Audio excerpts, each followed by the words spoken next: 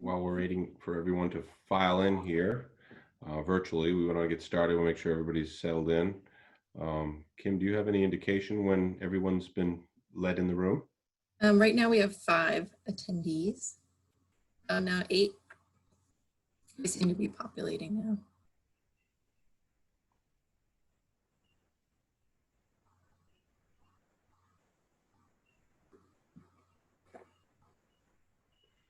We'll give it another 30 seconds to see if anybody else is downloading and populating. Are we still at that same number, Kim?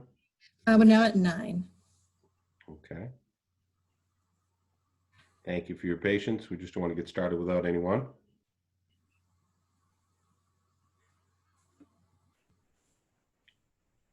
Okay, we should have everyone now that has signed up. I'm sure some people will join us a little later, but it's almost a couple minutes past 6 o'clock, and I think we can get started on our meeting. Good evening, everyone. My name's Joe Nolan. I'm with City Point Partners, and I'm supporting this effort for the MBTA, or Massachusetts Bay Transportation Authority's on-call right-of-way Porter Square retaining wall repair project.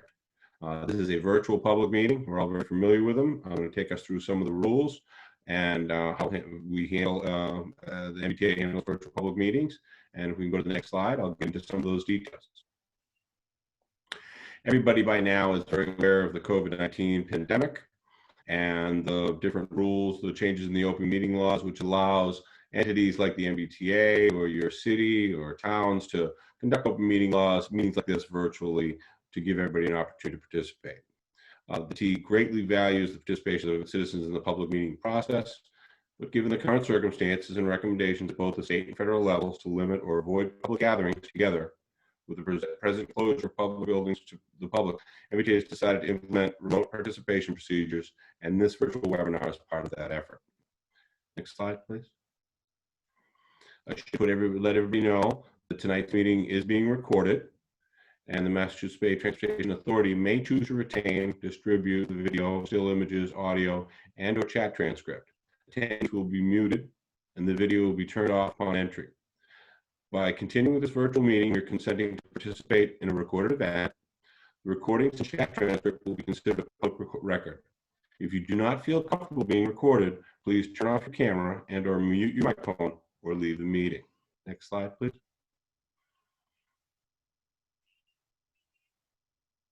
Virtual meeting best practices. We're all very familiar with Zoom between work and church and school and everything else, but I'll go through some how we'll handle Q&A and everything. The question and answer period will take place at the end of the PowerPoint presentation. If you have any questions during the webinar, you may submit them. If you look down at the bottom, you can click on Q&A and you can type in a question in that Q&A box and we'll get answered in the order they come in. If you are attending, if anyone's attending via telephone, you can ask a question by dialing *9.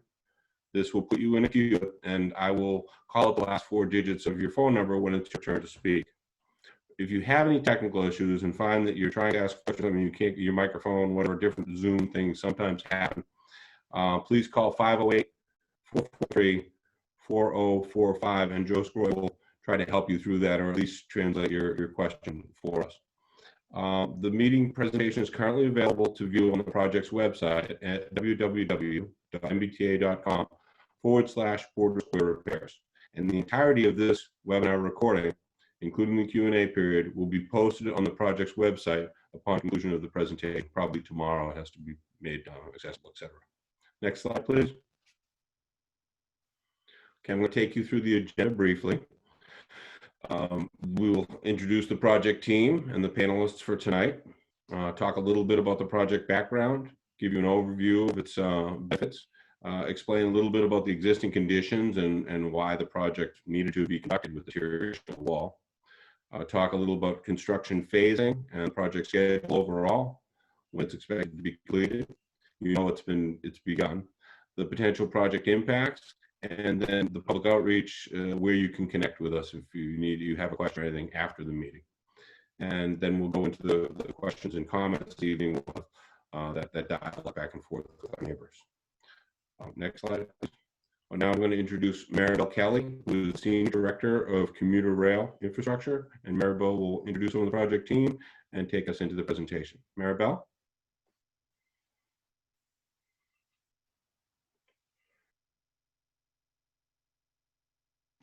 I keep skipping the unmute button. Thank you, Joe. First of all, good evening, everybody. I would like to thank you for giving us your time to attend this meeting. I would like to introduce our team. For the MBTA, we have our Senior Project Manager, Ted Banks, MBTA Resident Engineer, Frank Tramatossi. On our contractor, we have senior for SPS New England, we have Senior Project Manager, Jason Peddle. The Principal for Geoscientist Testing Research, Curtis George. And last but not least, John Nolan, our meeting moderator. Could we go to the next slide, please?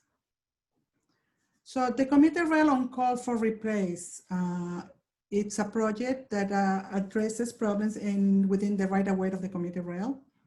This project has been funded under the MBTA Capital Investment Plan for the sole purpose to maintain our assets and stay the good repair within the commuter rail right-of-way. So a while ago, we were called with a very high concern of the integrity of the retaining wall located along the right-of-way at Portland Square commuter rail stations. The mention was that a retaining wall has been compromised, and it was big concern because it runs right next to our commuter rail tracks. We went to the station, assessed the problem and the status, and the first step we took is to secure the area and block the sidewalk that was already showing damages. With that, we continued on. We started to do the design of how to repair, the best way to repair this wall. So with that said, and a little bit of briefing, I will leave you to our Senior Project Manager, Ted Banks, to continue the presentation and give you more details. Thank you very much. Thank you, Maribel. Good evening, everyone, and thank you for attending this meeting. As Maribel has mentioned, this project has been taken care of by the on-call, and the value of this job is $2.5 million, and it's categorized under the critical safety-based infrastructure repairs. The repairs of this job actually takes care of basically 4 elements. It's the critical safety-based infrastructure repairs. We are also ensuring the integrity of the station retaining wall, making sure that it's in a safe and sound condition. We're also bringing the wall into the status of good repairs.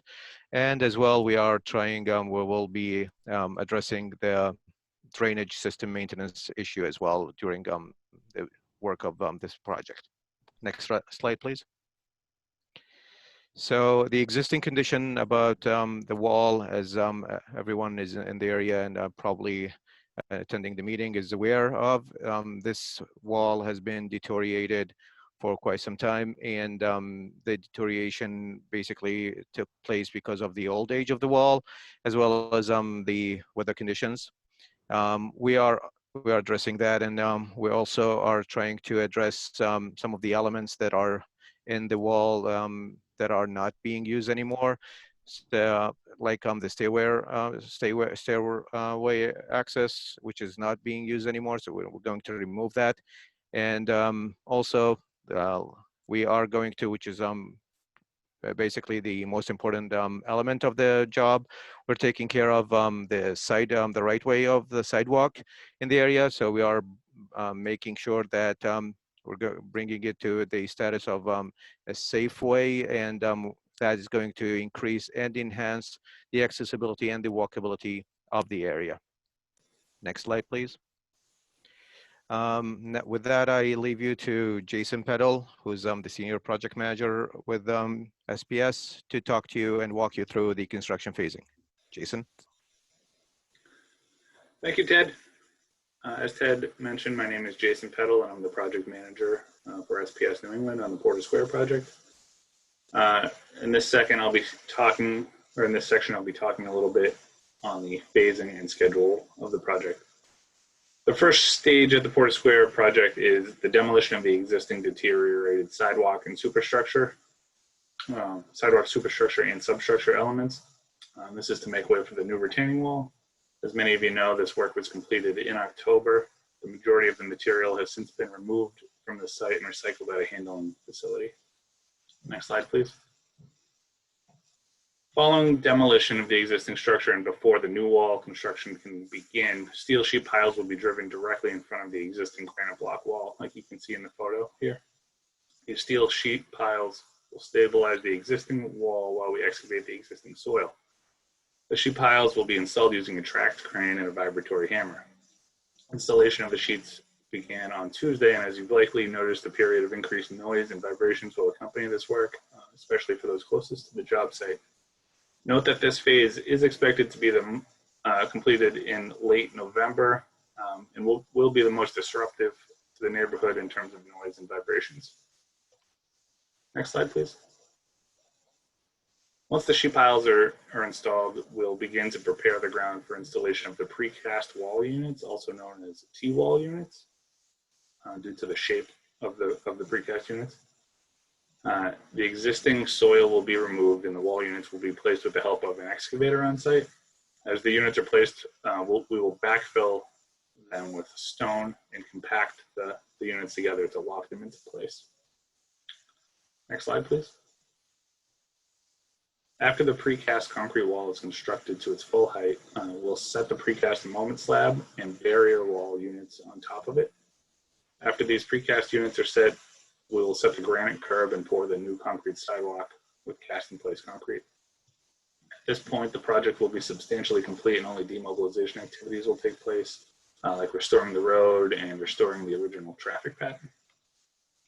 Next slide, please. This is the project schedule. I briefly ran through this in the previous slides. As you know, demolition was completed in October 2020. The installation of the sheet piles will be completed in November. Then we'll be constructing the T-wall from December to February. Then the sidewalk, the barrier, and the protective screen will be installed from March to June 2021, and then we'll demobilize in June. Next slide, please. And now Curtis George from GTR will talk a little bit about the vibration monitoring that we've implemented. Thank you, Jason. I'm Curtis George with GTR. The seismographs measure the vibrations and the frequency of the vibration at the ground surface or on the attached structure. The seismographs will measure and record the peak particle velocity, the vibration, in 3 principal directions during a 5-minute interval. Those measurements are then compared to the U.S. Bureau of Mines vibration standard, which is the vibration standard for the project. Currently, we have 4 seismographs installed at existing structures that are closest to the vibration-inducing activities. Due to vibrations typically dissipating with distance, so the max vibrations that structures will see are closest to the sheet pile work. The vibrations are being monitored continuously by on-site personnel to ensure that the thresholds are not exceeded. And next slide.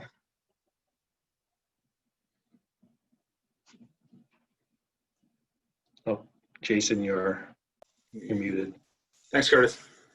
So in conjunction with the vibration monitoring that Curtis just spoke about, GTR also performed pre-construction surveys on the exteriors and the interiors of nearby structures. The pre-construction surveys are performed to protect the interest of all the parties involved prior to vibration-inducing activities. They protect the property owners by documenting the existing conditions prior to those activities, which can aid in demonstrating any necessary repairs that need to be completed after construction. And they protect the MBTA and contractors in the same fashion by confirming that no additional damage was caused to nearby structures during the work.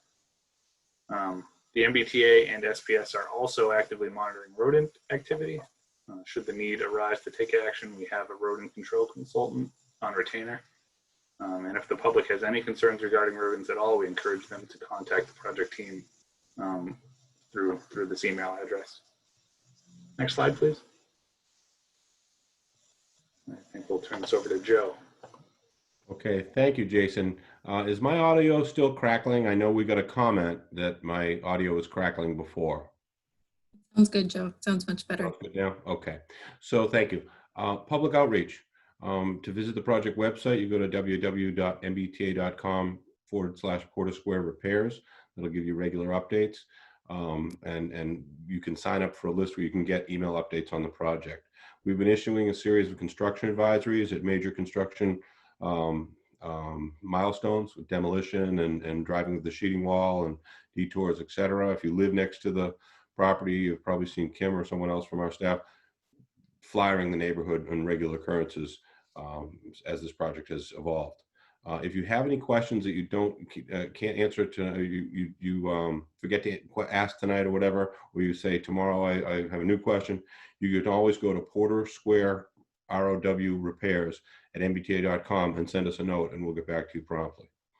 So with that, I think we can go on to Q&A, and we'll see what we have here for questions. Let me just go through the Q&A process once more. We don't have a huge crowd of people tonight, but I think a few more have filed in. Please share only one question or comment at a time. To ask a question, if there's anyone on the telephone, you dial *9, and I'll call out the last 4 digits of your phone number and unmute your audio when it's your turn. You can use the Q&A button at the bottom. We have a couple questions that came in there to submit typed questions at any questions or comment at any point during this meeting. And if you're familiar with Zoom, down the bottom as a participant, you'll see a little hand there. You can click on that to raise your hand, and then we'll know to unlock your audio, and we'll take questions, raised hands in the order that they come in. So let me go down first. I'm going to start with the Q&A questions that we get in. I should have started with this and I'll give Mark an opportunity to speak if you'd like. Mark Niedergang is District Ward 5 City Councilor, and he's been instrumental in helping us connect with the local neighbors. And he did say that he thought there were only 9 members of the public present at the hearing. I think we have maybe a little more than that, but that's about it. Kim, how many attendees do we have tonight? I see 14 attendees. Okay, sounds good. Mark, do you want to say welcome to any of your constituents as we get started? Joe, thank you so much, and thank you to everybody for the thorough and detailed presentation. You know, the questions that I have are not nearly as important as the abutters questions, but the one that I want to throw out, I think it's a minor question, but it's a concern that I and some neighbors have expressed, and that is just about trees in the area. There has research been done, and apparently a bunch of pretty serious Eversource gas leaks in the area, some of them further down by the Starbucks and the laundromat, but some of them apparently not far from the project site. And so I wanted to ask, are there any plans to plant trees on the finished sidewalk above? And have you looked at gas lines in the area and liaison with Eversource about possible gas leaks there that might be fixed while you are doing construction there, or maybe exposing pipes or something? My understanding of all this is pretty elementary, the underground infrastructure, but I did want to see if this opportunity could be used to resolve some of these gas leaks. Apparently a lot of methane is being leaked out into the area, which is not dangerous for health, but it is, you know, bad for the environment and bad for the trees. Thank you. So Maribel, do you want to start with that and maybe give it off to Ted or Jason? Yes, good evening. About the gas leak is, unfortunately, you know, we don't touch utility lines unless they are within our construction zone. As far as I know, in the field, we haven't encountered any line crossing the work area that we're right now. I have recommended in previous email to another neighbors to contact Eversource. You know, if there's no leaks, definitely the utility company and I get support with the support of the city should be addressing this problem. As part of installing more trees along the sidewalk, is not in our plans. Is our plan for this repair is just to replace the sidewalk with the same kind of sidewalk that you have prior, just addressing accessibility, make sure that these sidewalks are fully accessible. Planting trees in this area that is filled, it will not be recommended, since it's always a concern that we have roots, the tree roots that can compromise the structure. Jason, can you talk a little bit about the length of the sidewalk and what's going in there? Like the width and the length of I know hasn't that sidewalk been closed a long time? Yes, I think it's probably going closed on about 2 years. The replacement sidewalk is going to vary from 10 foot to 13 feet. And the length that we're replacing is approximately 220, 230 feet. Thank you. I'm going to move on to another question now from Andrew Baker. And it's a concern that we've all heard on a lot of projects, and it's something hopefully we can address, which is contractors are parking on Somerville Ave in the travel lanes, east of the construction site, using cones to block the travel lane. At times, contractors park partially in the bike lane or with the cones blocking the dedicated bike lane. Would it be possible to find a way to make sure that the bike lane is maintained uninterrupted, given the importance of cycling on the streets in the project area? Jason, do you want to talk to that about the contractors parking and what we might be able to do about that?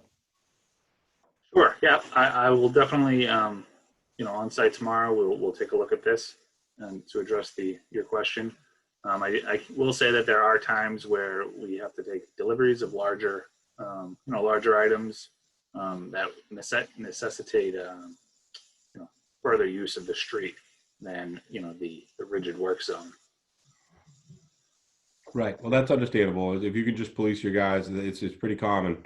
It's hard to park in the city, and Andrew, I'd say if it's a continual problem, please send us an email as well, and we can talk to Jason and make sure that that's obviously there's going to be equipment coming in and out. There's going to be deliveries and things like that. But if guys are just getting there, or ladies are getting there at 6 in the morning, parking on the street and staying there till 4 o'clock, that's they need to find someone else to park. So, okay, I see. Do we have any other? Let's see what we have for raised hands and participants. Does anybody else want to make a comment or have any questions verbally for anyone? Joe, we do have a raised hand. We have a couple, so I'll unmute JL. Thank you. I'm in panelists and not attendees. Sounds good. JL, if you'd like to talk, now's your chance. I think JL looks like he's still muted. Yep, they'll have to unmute. They're allowed to talk. JL, I think you're still.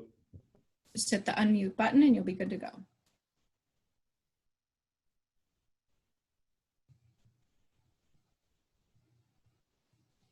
I don't know if JL can hear us, but JL, if you can unmute, and if you're having a problem, you might have to call in to that phone number we gave you before, which is up on the screen. But have you tried to unmute?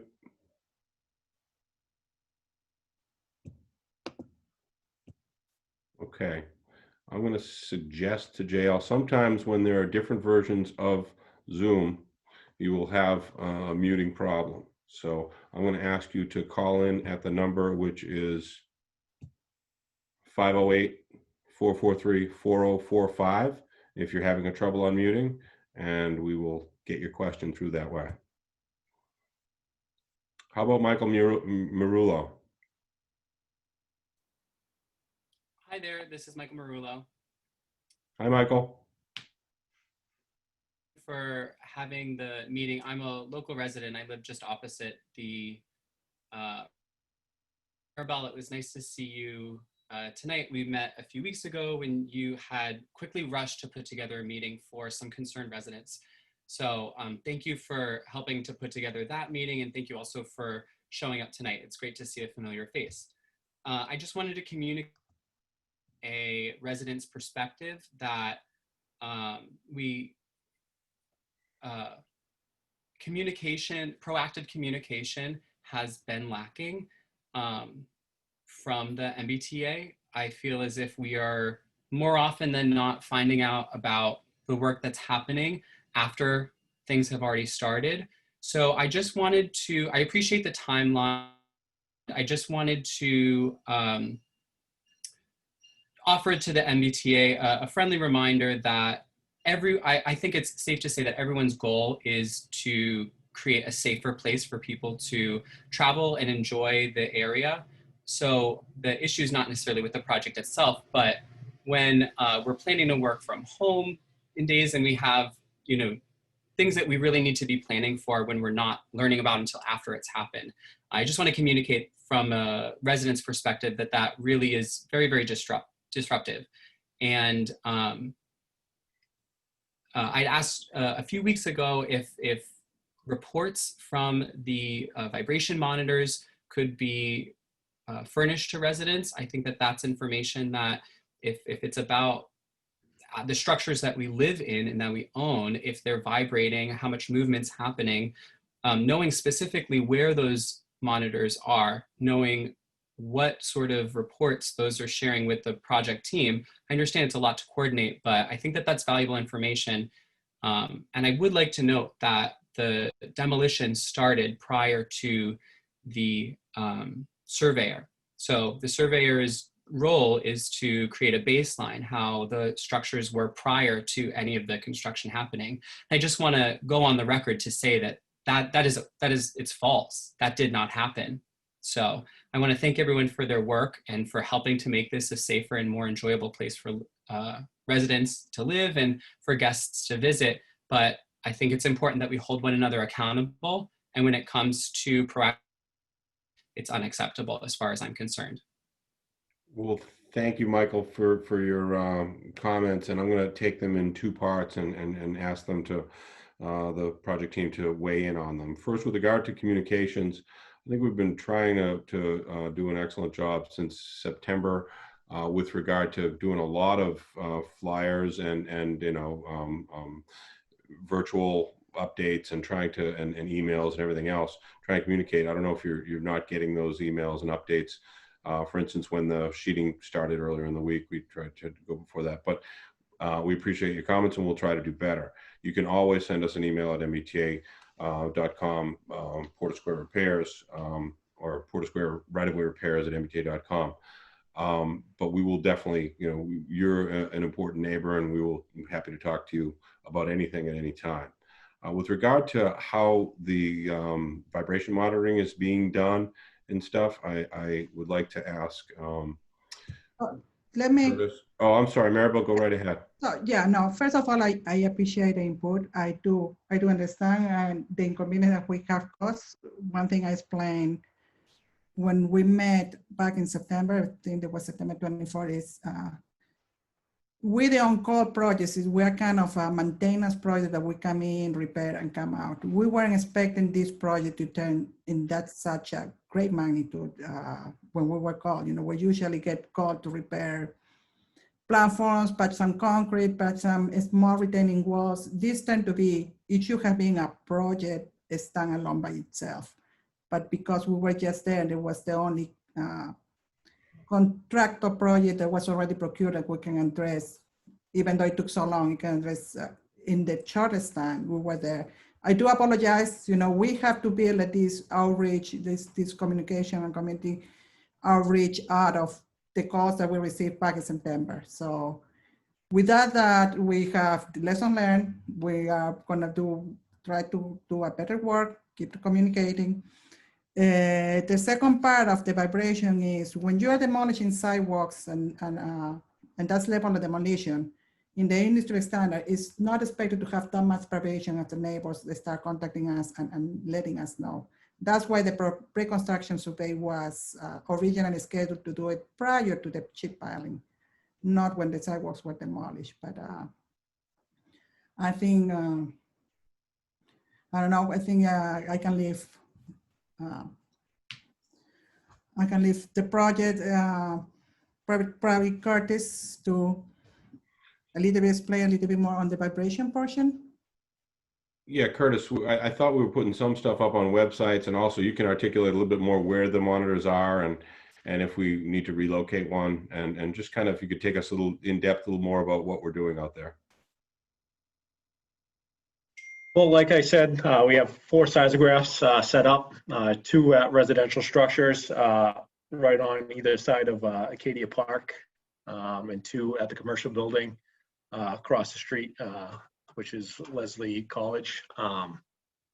You know, and they've been recording vibrations since they started doing the sheeting. The vibrations have been, you know, within the typical industry standards of 1 inch, 0.1 to 0.3 inches per second, with frequencies of around 20 to 30 hertz. So they've been well below the U.S. Bureau of Mines standard. If the project team wants to send the data to the residents, that is up to them. But we could certainly provide that. We've been on-site monitoring it continuously, and there hasn't been any issues along the locations that we've been monitoring. So if you have an individual location you would like to monitor, certainly we could facilitate that. So I think rather, Curtis, than get into a site-by-site thing, the vibration monitoring stuff is pretty technical, but we can certainly make it available to individual property owners. Michael, if you want to contact us directly by email, I know you have. We'll talk to the project team and see if we can share it with you directly. And if you have specific concerns at your location, I'm sure we can, you know, work with Curtis to make sure, you know, you're being attended to directly. We have with the sheeting started, I think, on Tuesday. Is that right, Jason? That's correct. We did, you know, put out, you know, quite a few flyers, and we've quite a few emails, etc. And we haven't received any specific. We know it's disruptive. We haven't received any complaints separate from that. So I think we just need to try to be attentive to anybody and appreciate those comments you just made, Michael. I don't see any other hands up among attendees. Does any of the other attendees have any questions or comments or things you'd like us to pay attention to while we're out here in your neighborhood?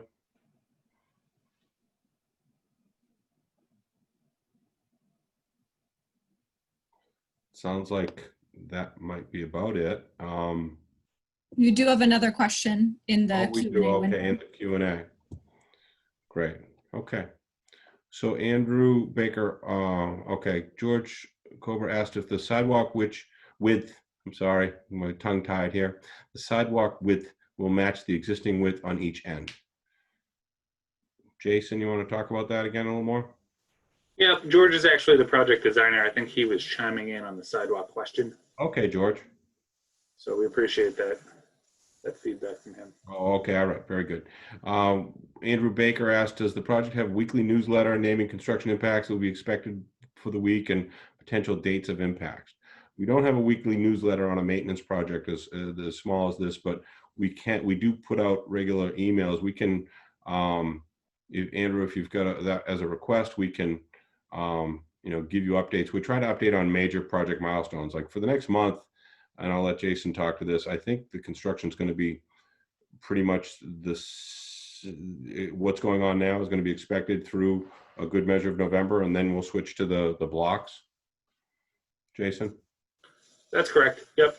Sheet piling will extend into late November, and then we will begin to excavate material out from the track level, and then we'll begin to bring in the T-wall blocks, and that will go on for several months. So right. Not many changing activities. One activity for. Another reminder is you can sign up to get with your email address, and you get your updates directly to your email. Yes, if you go to the website, you can get regular updates through that. But they're not, I just didn't want to, there's not like a weekly newsletter like you might see on the GLX or something like that, because this is just, as Maribel said early, a smaller kind of got to fix this wall maintenance kind of project. So. Okay, I don't see any more questions. Any participants? Last chance for anybody to make comment before we close out the meeting. Anybody like to say anything? Don't be shy. You signed up. You wanted to hear what's going on. Okay, well, I thank everybody for participating. Maribel, do you have anything to say in closing?